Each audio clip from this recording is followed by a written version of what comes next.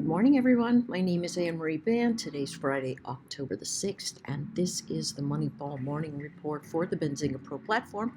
It's about 7:30 Eastern, and I am saying goodbye to the Scottish sunshine. I'm not leaving Scotland. The sunshine is just leaving. It's been up for maybe an hour, which is absolutely completely rare. We don't see the sunshine normally in the morning, or we haven't this week at all. And so it was nice to see it for a bit. So as we take a look at the market coming into the employment numbers, we've got people on both sides that are thinking to themselves, okay, something's got to give. We're going to see either some kind of crashing event or we're going to see some kind of bounce because we are looking at extreme oversold in a lot of environments. One of the places that we're seeing an extremely oversold formation is in the bond market. But I'm going to say something right here. Looking for an oversold formation in an otherwise downward trend means that you're trying to pick a bottom. And whenever you try to pick a bottom, it's very, very difficult because the people who are trying to pick a bottom are continually trying to pick a bottom. So let me, 1, 2, 3, 4, 5, 6, about 7 days ago, this area came up and it was a monster move. You can see this little pop in the formation of having a ton of volume come in because people were saying, hey, listen, this market's going to fade. Well, guess what, folks? It doesn't matter if something's oversold. The only time something really gets oversold is when people stop selling. And I don't want to be tongue-in-cheek there. That's actually true. That's when something's oversold, when people stop selling. So although the condition is showing oversold, take a look at the rising volume and the direction it's moving in. That doesn't tell me that things are going to stop selling, okay? And so there are a lot of people that have put some really big bets on that are expecting the market to bounce, and a lot of people talking about oversold formations across the board in things like the IWM, in comparison to the SPY, a lot of things, right? People trying to pick bottoms, but here's how it goes. Until the chart recaptures an old support level and then pulls back and holds the low. See how they tried to do it here? 1, 2, 3. They went right into the prior resistance area, overshot it a little bit, gapped up that day, and then fell right down. And guess what? Collapsed underneath this low. And so that tells you, oh my goodness, if I bounced under here and closed there, the second I lose this level, it's another shorting event. And look what they're doing again. They're trying to buy the bottom one more time. Inside candlestick formations, however, this morning, or was that yesterday? No, this morning, gapping up just a bit, coming into the job numbers. Folks, I love listening to macro. I absolutely love macro. But at the end of the day, I cannot put big positions on if I'm looking at formations that are saying this is headed lower when everybody's saying, no, this is going to bounce. That's not how markets work. So here's what we're looking at here. We have lower highs and higher lows. So we do have some price compression.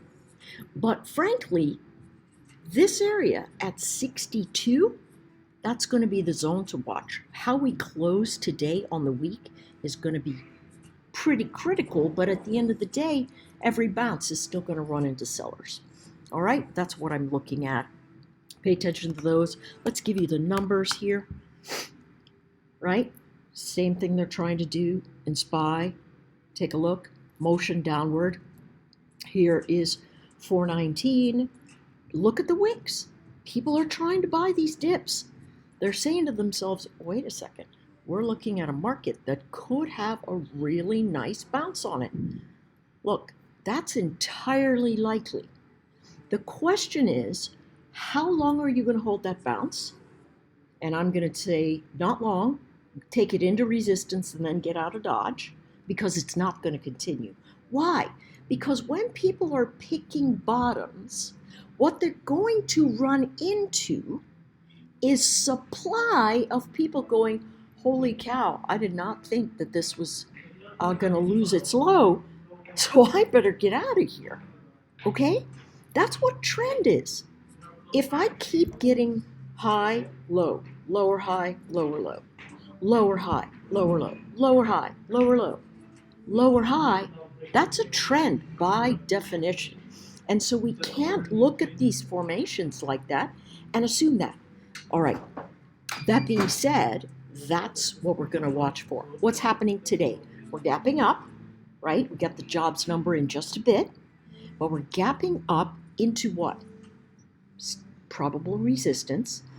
I have no idea what the jobs number is going to say. We know the jobs number is cooked. I don't have any idea what it's going to say. But here's what I do know. If I gap up and then I lose the close of 2 days prior, down below 423, I'm going to have trouble holding the upside. If I can get up above 427, I have long sides pressure into 430, 431, 432. If I can't hold 423, I'm headed down to 420, possibly lower. Okay? This train of upward moving volume on the negative side is not a good signal for buyers. It simply is not. All right, let's go to Qs.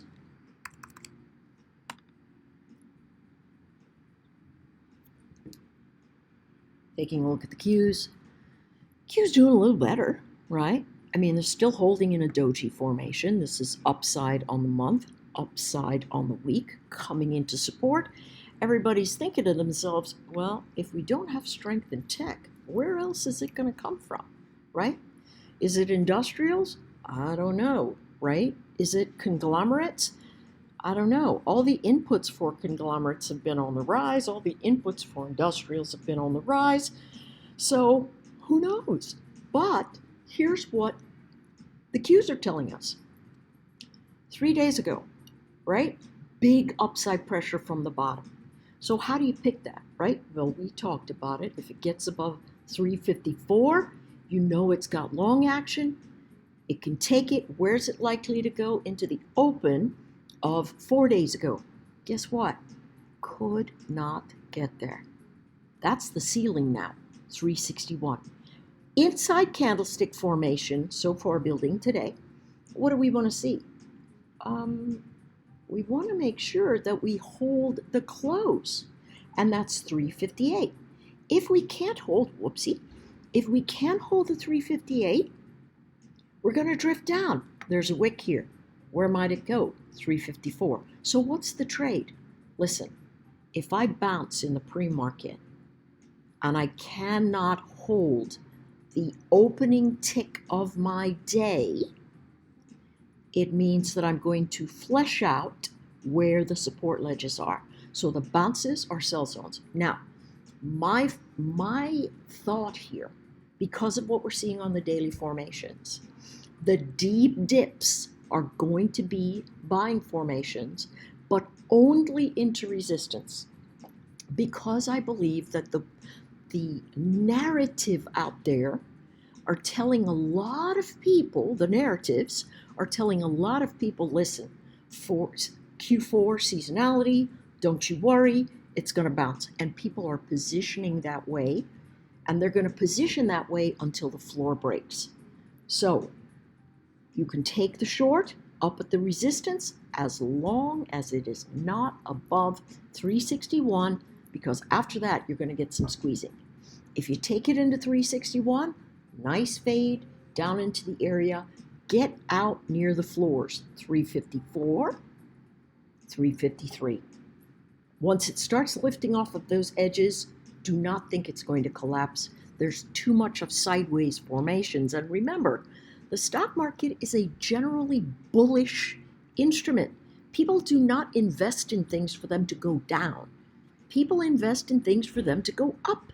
And so that's going to be the narrative that we look inside of. What are the levels for the ES? 42.77. We know that that is last month's low. We're dancing above it. If we lose 42.77, we know that we've got 42.62 and then 42.37, which this hit on the stinking nose 3 days ago.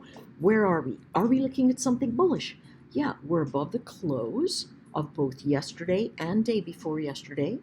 But what are we looking at? We're looking at clear resistance here that's going to bring, listen, if we get above 43.04, it's going to trigger shorts covering all the way into 43.26 and then maybe even 43.50. Depends how hard the squeeze is, right?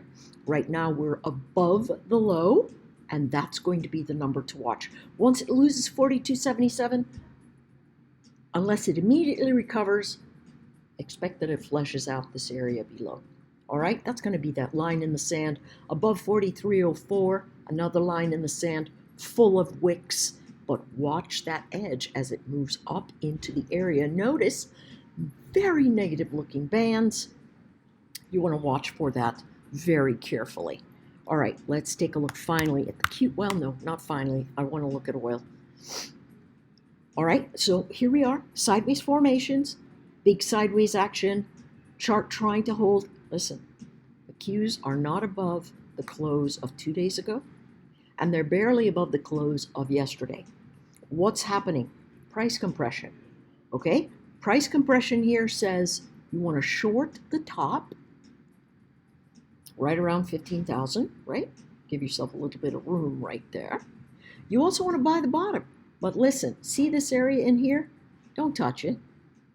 Just wait until it gets down or over. Do not diddle in the middle, okay? You're going to get your fingers chopped. Just don't do it. Wait for it to come into those areas where your risk is minimized and your opportunity for upside pressure is maximized. All right, last thing we want to look at, a lot of people going, oh yeah, you got to buy the dip in oil. Listen, I'm one of those people that buys the dip in oil. Here's the thing, is the dip complete? I was looking for 85. Everybody was saying, no, this is a breakout, it's going to XYZ. I said, hey, I don't want to buy it up here. I don't like that. Look what's happening right now. Let's go to the monthlies. See where it is? It is literally looking like it wants to come in and test, where's all of that heavy congestion, test the 79 to 81 area. Now, my philosophy is, hey, buy the dip. But what would I want to buy the dip into? Okay, so have I failed to head lower? No, I already have a new low for the day. Am I bouncing into any kind of resistance? No, except for the close of the day, and I breached it 83 and then lost the edge. Now here's the thing, what does this formation tell you? If you get above, here's what this is telling us today.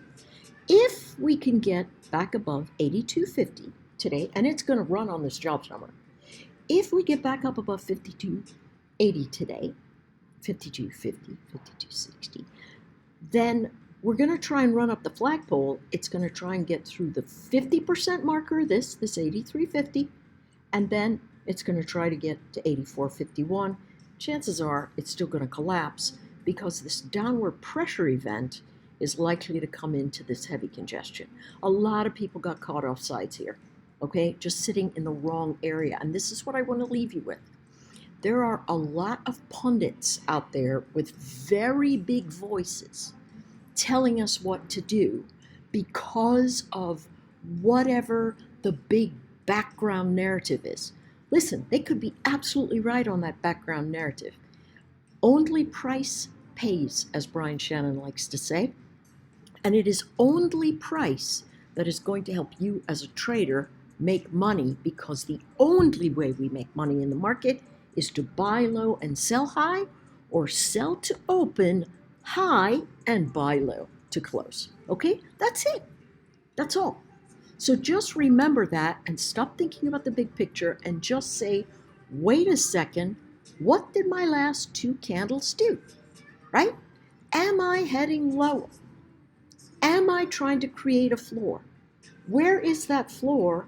And can I take a risk at that floor because of what I am thinking?